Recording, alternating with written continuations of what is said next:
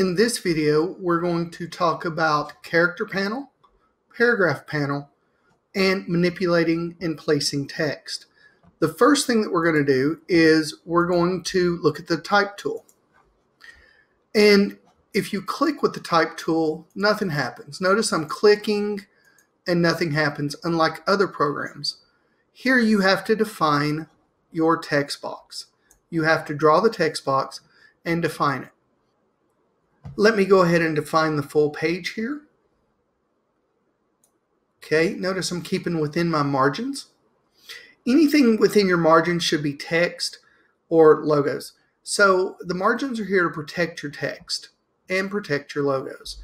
Anything outside the margins may or may not get cut off. So always keep your text inside your margins. Okay, so here I've got the box. I can double click and it will set my cursor for me. If I copy text and paste it in, it pastes it based on these settings here in your character panel. And if we remember, it is Helvetica condensed 11 with 15-point leading. It looks very nice and it works. The difference between placing and pasting. So let's go ahead and delete this and let's paste some text by hitting Command D. Command D allows me to grab it and open, and notice that it loads the cursor with the text. You can see here that the cursor now has the text in it. Now I can click and it will fill the page. Let me undo that. I can click and drag to define the area I want. In this case, I'm just going to do the full page anyway.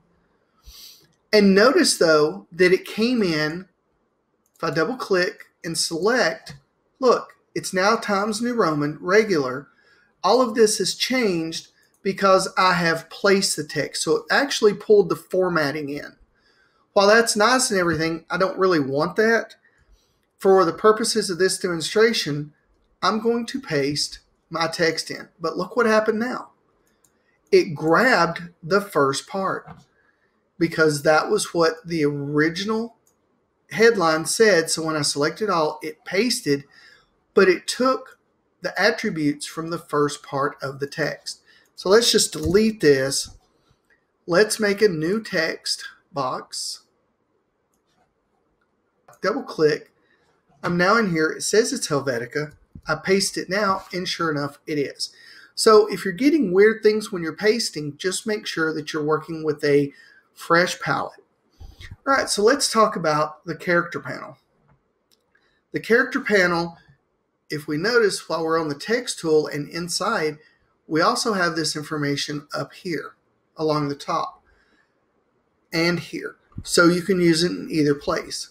So the first one is your font name. The second one is the family of that font. So in this case, it's Helvetica New, condensed. This is your type size. This is your leading. This is kerning, tracking. This is the evil vertical scale. This is the horizontal scale that you can work a little bit. Here is your baseline shift. And this actually allows you to create a false italic. So let's look at what each one does. I'm going to select this part up here. I'm going to change my family from condensed to bold. And notice how the font changed. I'm going to increase my font size.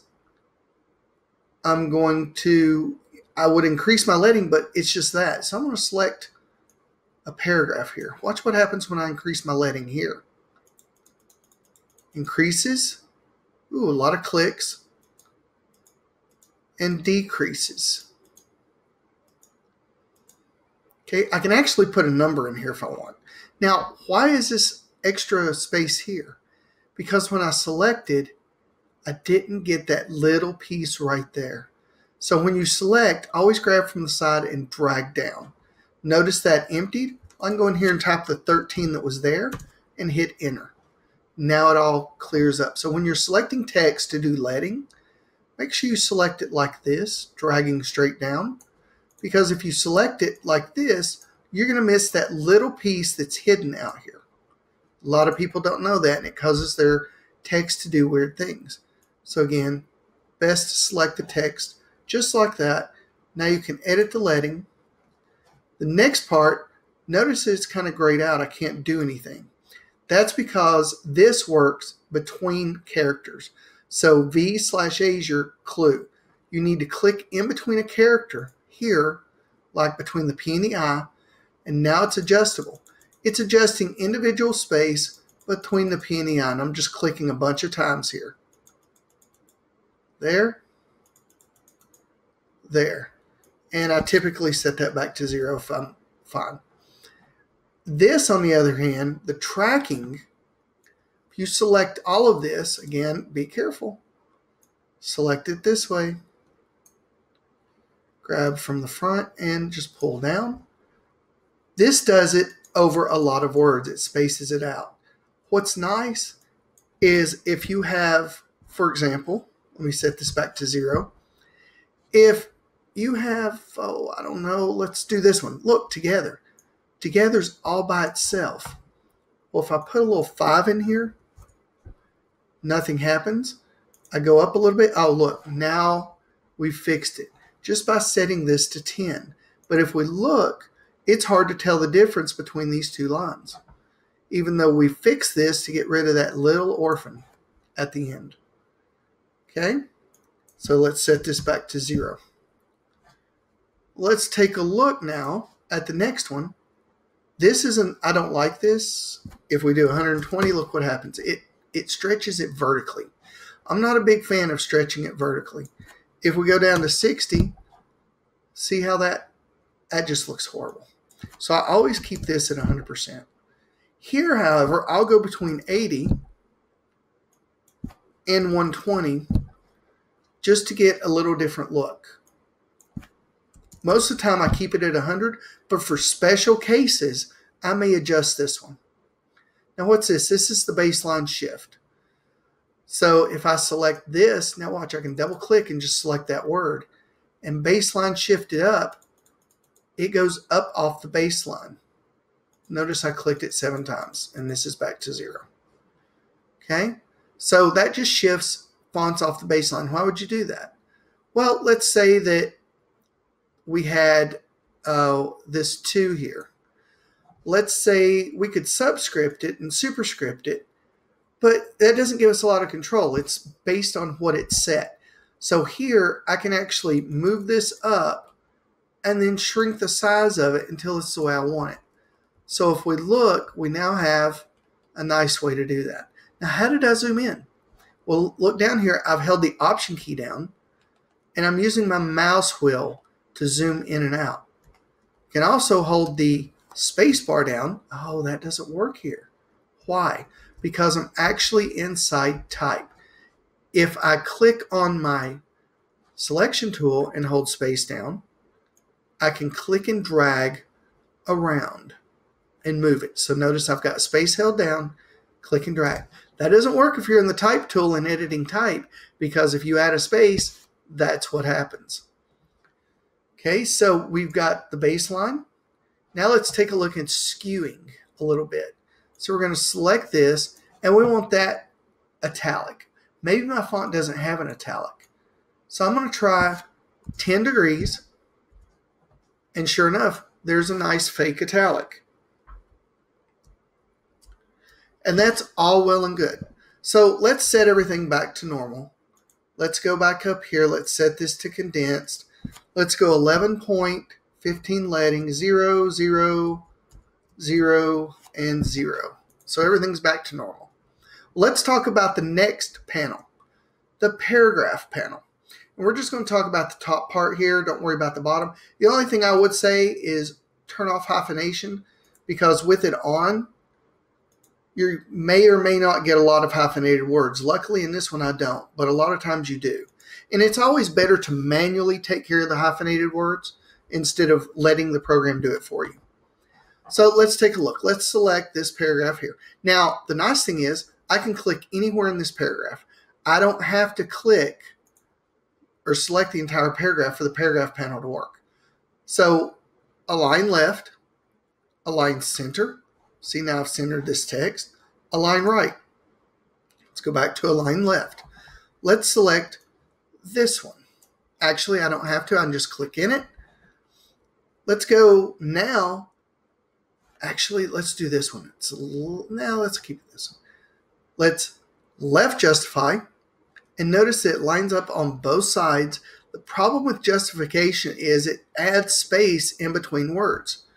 So if we look, we center justify, we right justify, and then we just justify. Look at all that extra space. You can start seeing it as it generates. Unless the client requests it, I recommend keeping it here. The next one down, we have left indent. So we can go up to, let's do 1/2 inch. Let's do right indent 1/2 inch. You know, anything we want to stand out.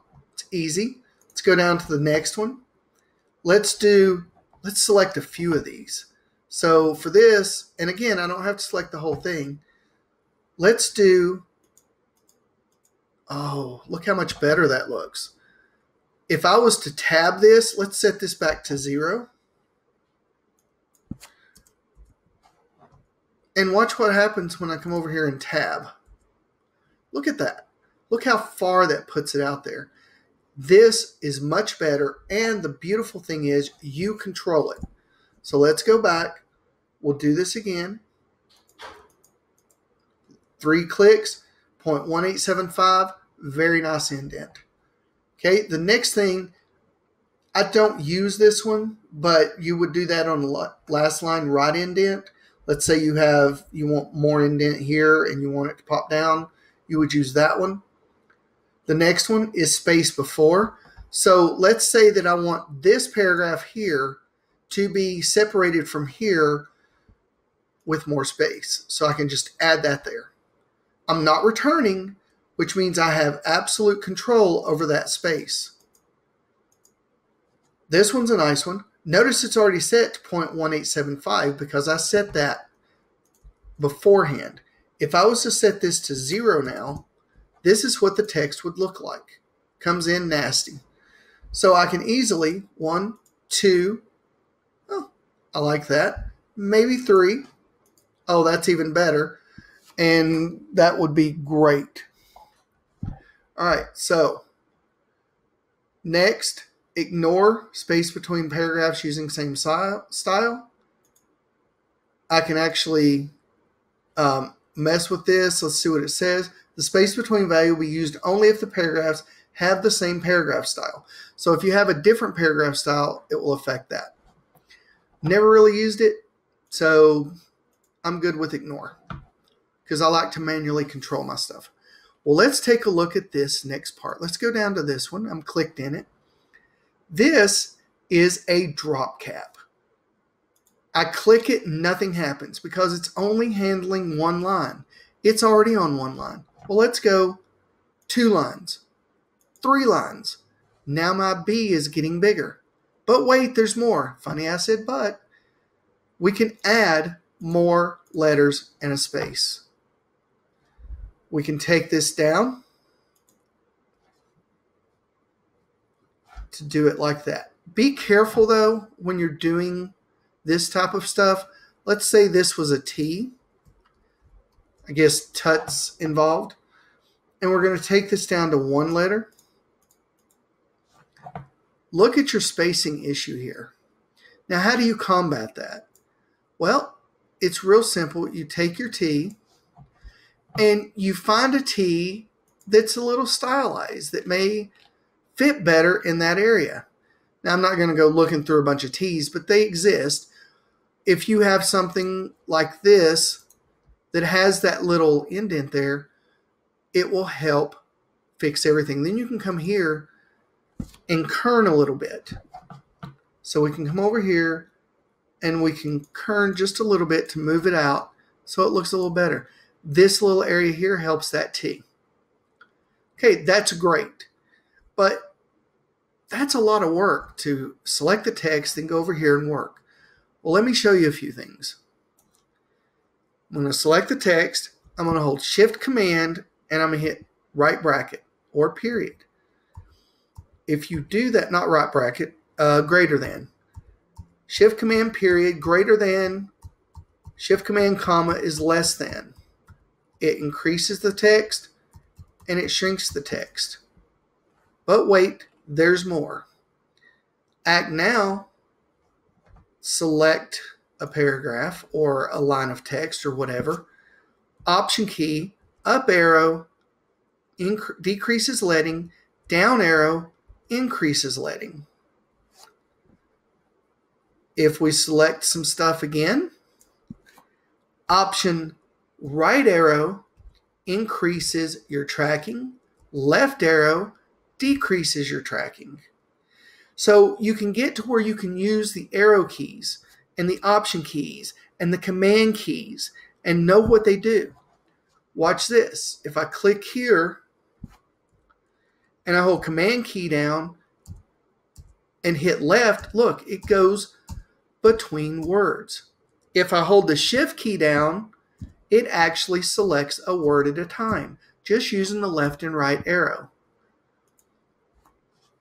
So that's a few ways using key commands can help quickly improve your speed. I mean, is it better to sit here and go and select and come way over here or way up here and increase it like this? Or would you rather shift command, period, or the greater than sign, comma, lesser than? Much easier. Manipulating text, adding, subtracting leading. This is option arrows up and down. Option arrows right and left do tracking. If you're clicked between a word, option does kerning. So it depends on how you're working with it. And that is basically your character panel, your paragraph panel, and manipulating text.